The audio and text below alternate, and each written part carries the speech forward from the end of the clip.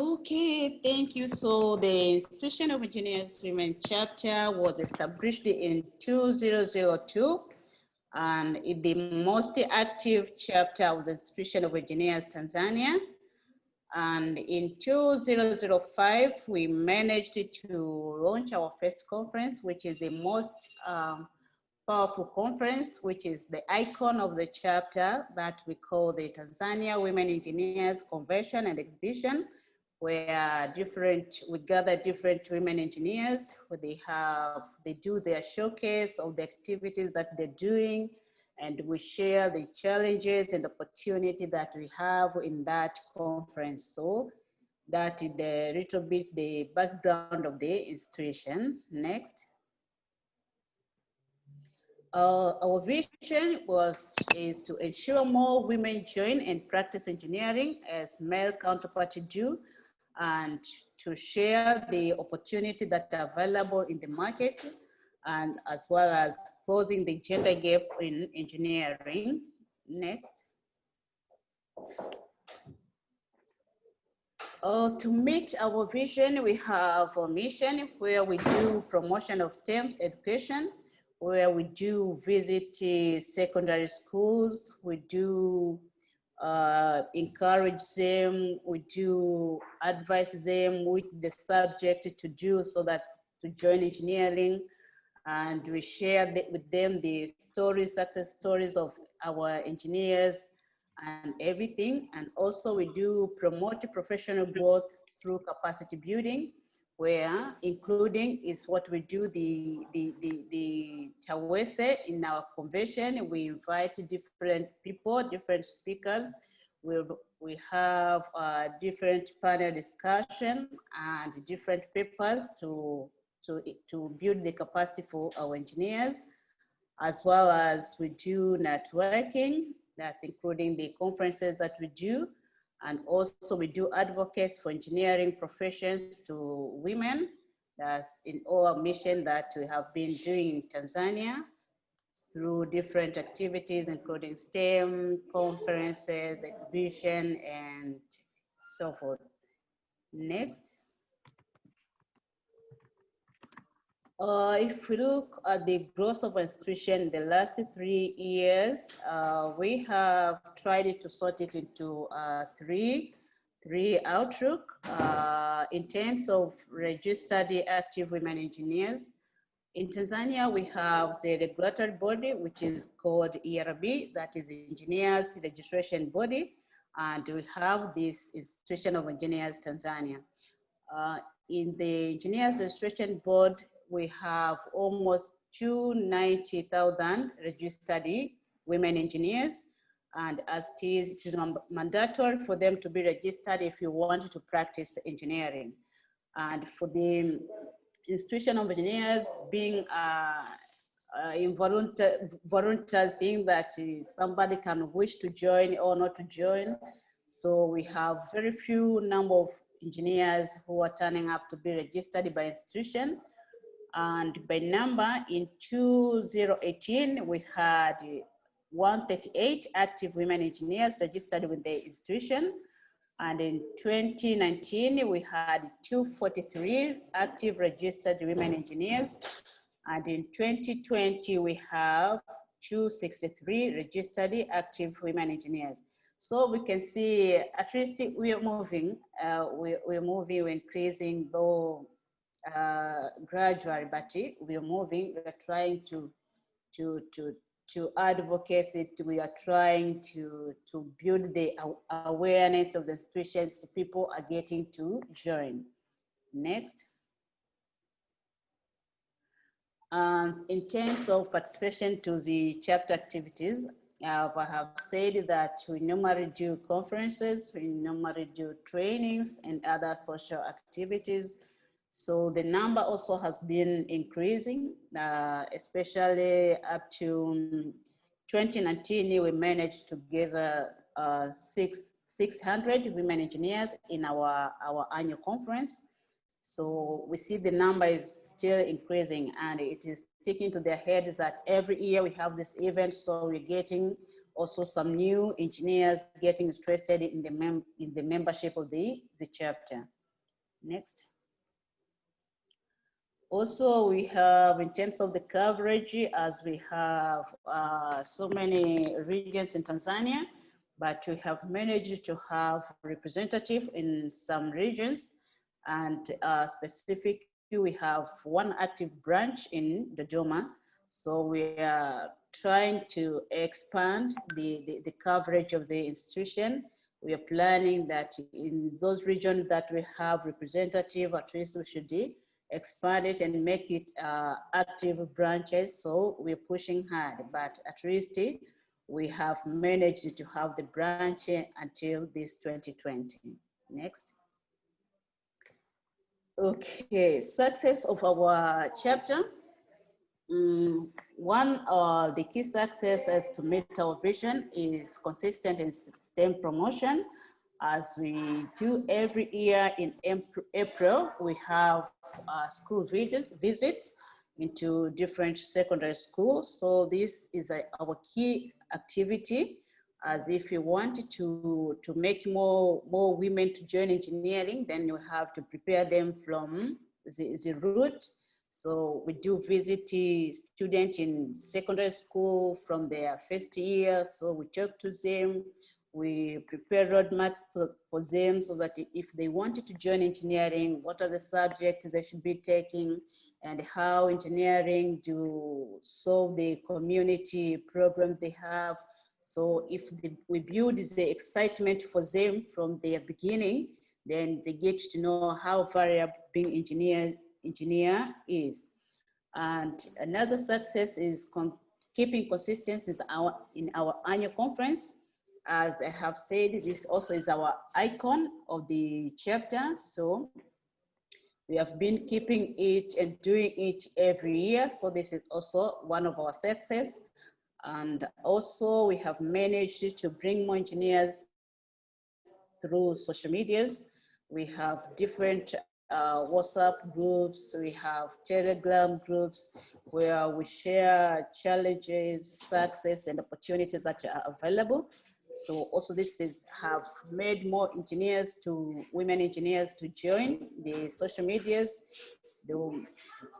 So this also is our success, because with that one, we make them, we convince them to join, though the challenge has been that if we join, what are we going to gain? But we are keeping doing that, motivating them that advantage is not only that you have to gain, but also you get a platform to give back to society. So when we have this social event, we get a good number of engineers, those who attend. And also we have been doing this mentorship program for graduate engineers.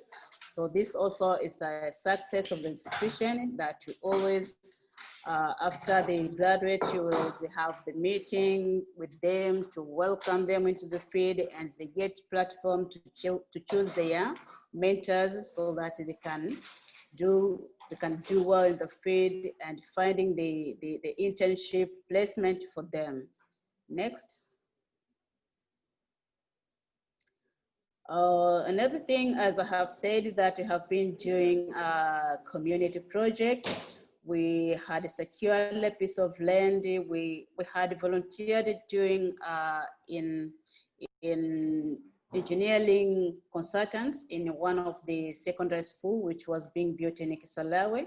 So we as women engineers, we provided our engineering knowledge into design and supervision.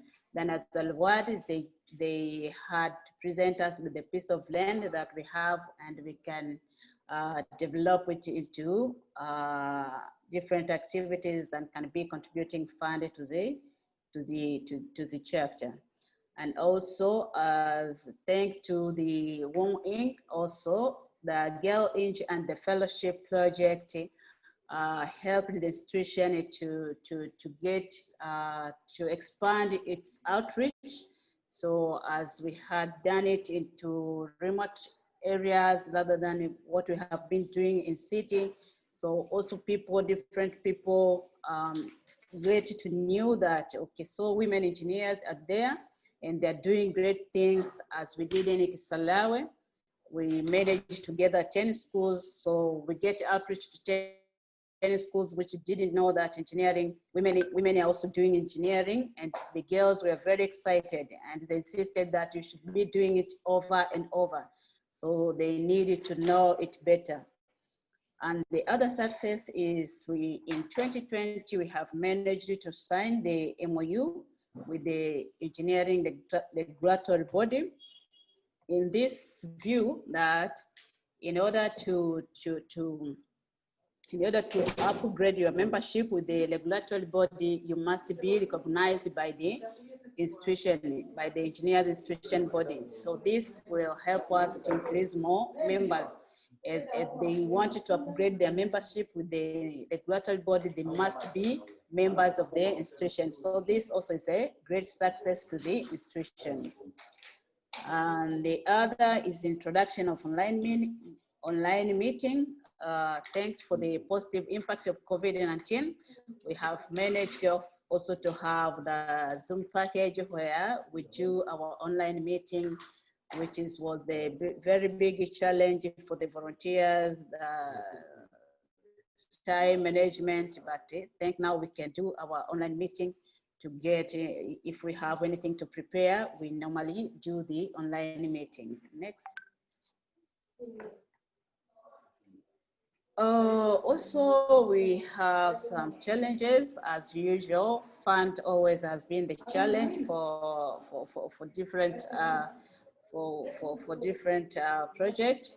With the lack of funds, that it has been, it limits the outreach of the program to only to cities and nearby places. So if we had fund, we like fund to build the capacity for those representatives from different regions, which it was our wish that we should be inviting them. Then we build them capacity, and they go and spread it to other schools. But it have been very difficult due to fund, as they have to travel from up country. We have to host them, we have to train them and send them back. So this is a big challenge.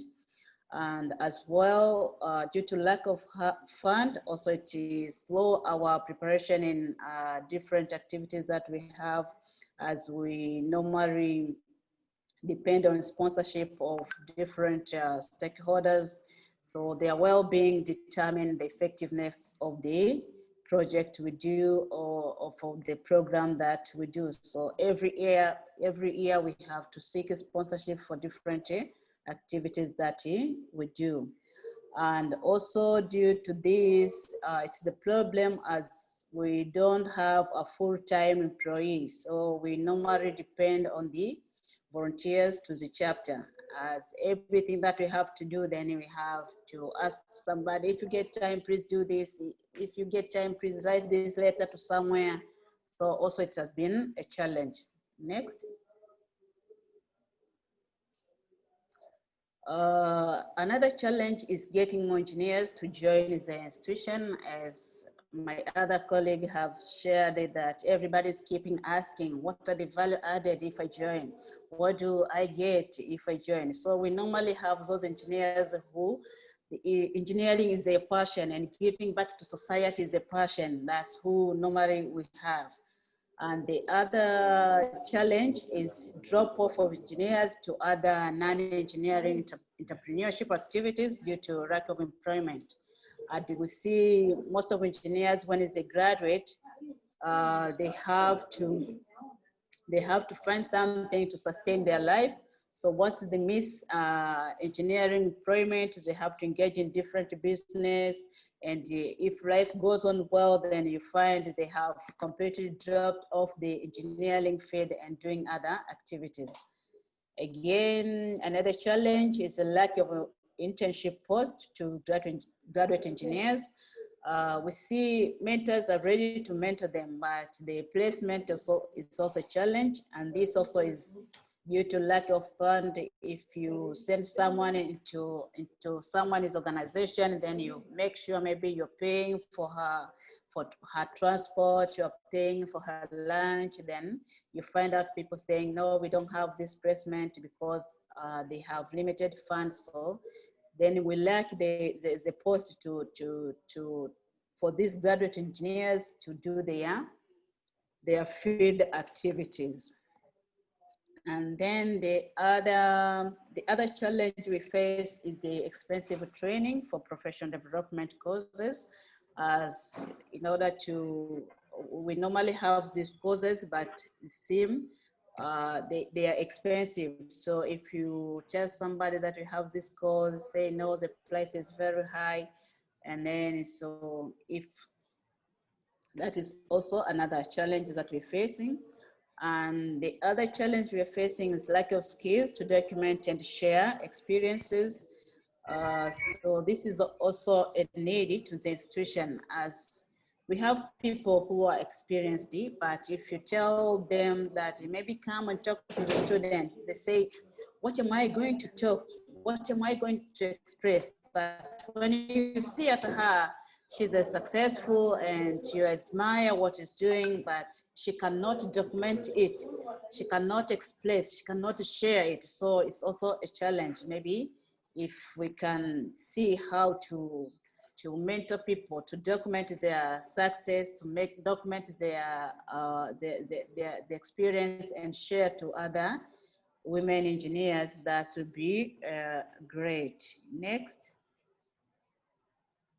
Opportunities to the institution, as I have said, we see a big opportunity as we have signed the MOU with the regulatory bodies. So we see in 2 years to come, we'll have a good number of registered women engineers as they will be looking at upgrading their profession. They must be registered also with the institution. So this is a great opportunity to the institution.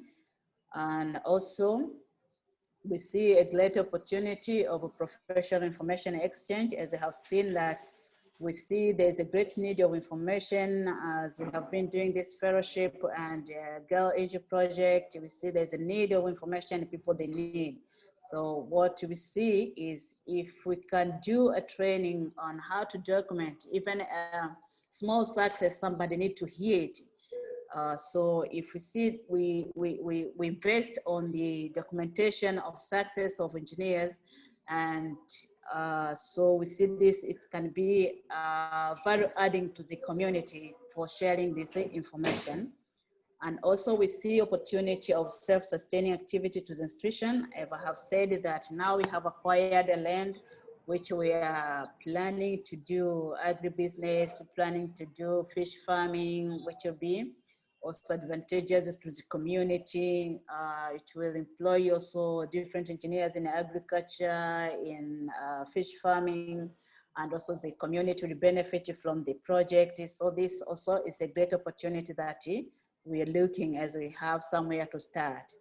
And also we see opportunity to expand our outreach program to other countries.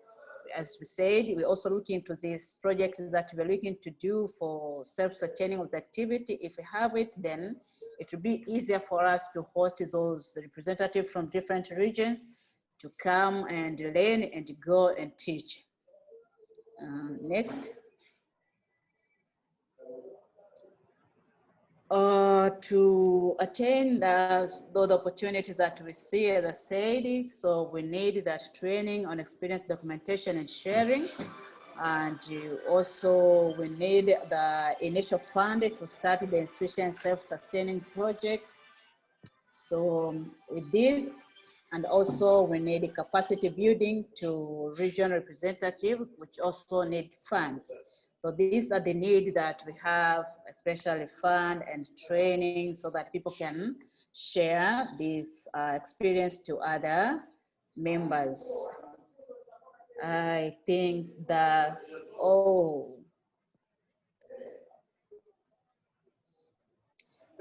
So I welcome if there's any question that be asking. And unfortunately, I'm not in office. I'm somewhere else. but good enough. Also, I have my chair, Kufu is here, so she'll be assisting in some question. I have another meeting to attend, but I'll be available. Welcome, Madam Chair. If you have anything to add, you're very warmly welcome. Great. Thank you so much, Esther, for taking us through. I see a lot of progress and a lot of activities at IET and stuff that we can look forward to as well. And I think Bongile has mentioned as well, the land acquisition is something that I think is quite unique for an organization as well. And so Seni as well is very impressed with the progress that's been made at IET. Audience, any questions from your side before I pick up on anything?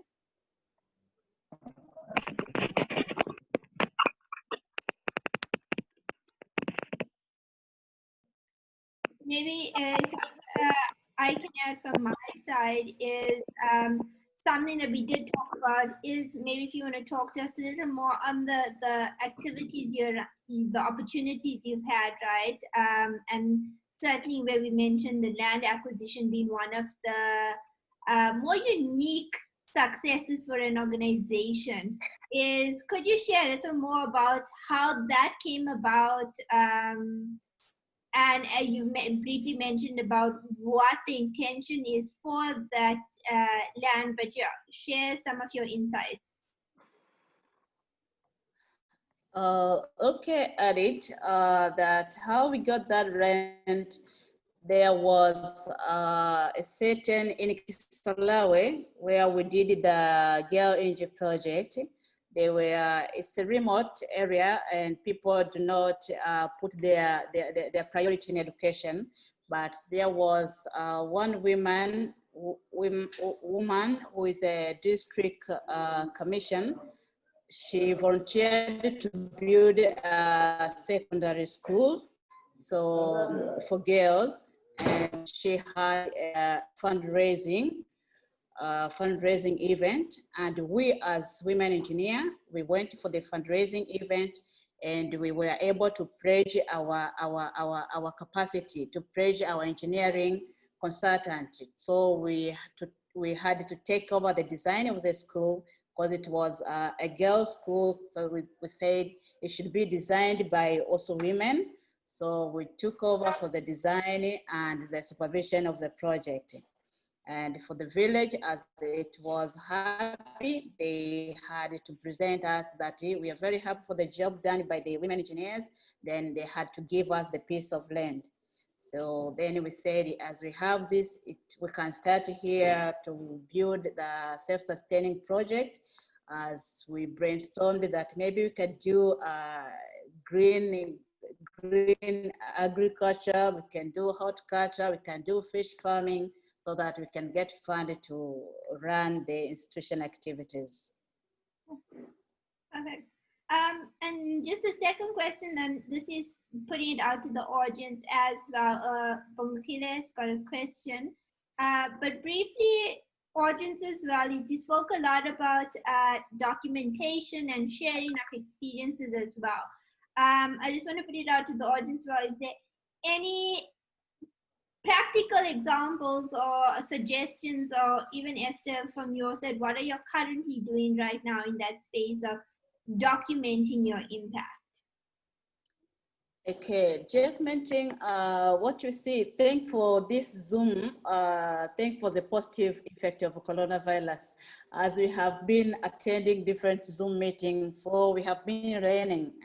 You see somebody, you could say the same. You see, oh, so this somebody had programmed to speak about this. I knew it, but I didn't know if I can share and somebody can take it as serious as it was.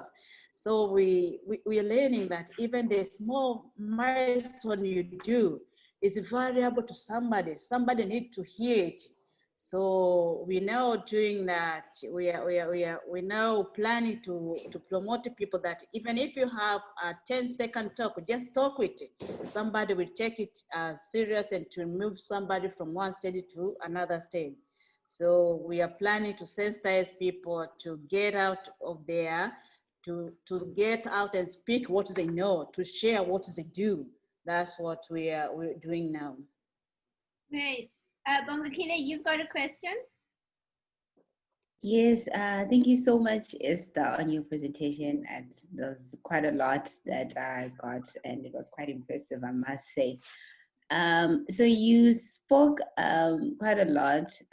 Well, you did mention that you are women engineers, professional women engineers, and I did pick up that as there were some consulting services that you're also providing as well to different organizations. So I just wanted to find out because for us, obviously, funding is one of the key challenges that we have.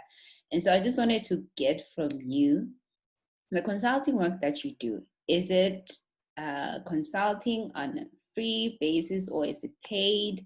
And is it for the organization or is just for individuals?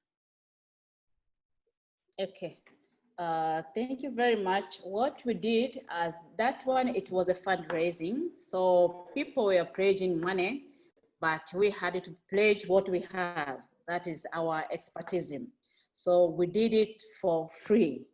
So it was 100% for free, but when we traveled to supervise those projects, we had to use some small fund only for transport from our institution, so that to facilitate those individual people who are going to supervise if we had the site meetings, so we had to help them, to facilitate them to site. So it was 100% a free servicing.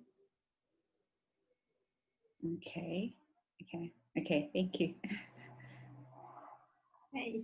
We have one question more we're going to take, and it's from Beverly in the chat. So she's asking, how long did it take to build the school, and what has been the effect on the participation of women in engineering? So I know, Esther, that when we were there doing the Girl workshop, there was talk about especially building the school for girls as well. So from IT Women Chapter perspective, is what has been the participation and also insight from your side on that aspect? Okay, the project for the school was a 2-year project. So the design, we did the design as it was very, very urgent. So we did the design in less than in less than 6 months, as we have different professionals. We had engaged the architects, we have the structural engineers, we have the service engineers. So after the architectural design we are laid, we have to disseminate it to different engineers discipline, that we managed to do the design in 6 months. And we brought it to the client, to the site for the site clearance.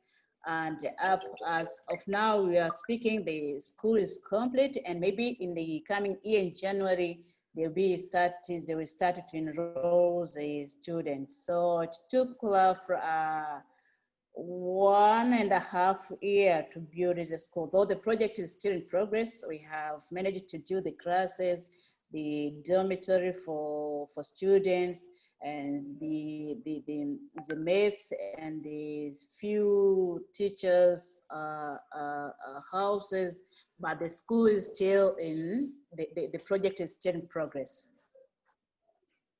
Great. And I think for all of us, we see so much of development and look forward to seeing so much more from IIT. And I think the comments in the chat alone shows the excitement across the board from everyone. So thank you, Esther, for sharing as well. And